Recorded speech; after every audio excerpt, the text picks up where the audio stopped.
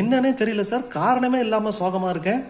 நான் பரவாயில்ல சார், பார்க்குறவனு ஏன் ஒரு மாதிரி இருக்கேன்னு கேட்குறேன். இல்லையே நான் நல்லா தானே இருக்கேன் அப்படிங்கிறேன். அடுத்த கேட்டகரி, இப்போ ராத்திரி 10 மணி ஆயிடுச்சு, நான் எதையாவது நினச்சி அழுவணுமே அப்படின்னு சொல்லிட்டு என்ன பண்ணுவோம், சரி இருக்கவே இருக்குது நம்ம எக்ஸ் ஸ்டோரி, அவளை நினச்சி அழுவோம் அப்படின்னு சொல்லி அழுவாங்க.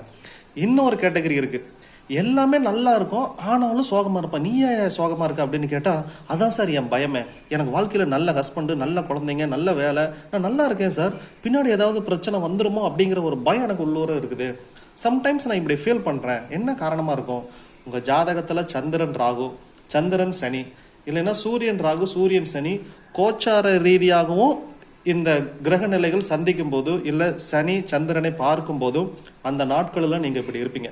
ஏன்னா சந்திரன்கிறது உங்கள் மனோகாரகன். உங்கள் மனசை டிஸ்டர்ப் பண்ணக்கூடிய இந்த கேரக்டர் மீட் அவுட் ஆகும்போது நீங்கள் மென்டலி இந்த மாதிரி பாதிக்கப்படுவீங்க.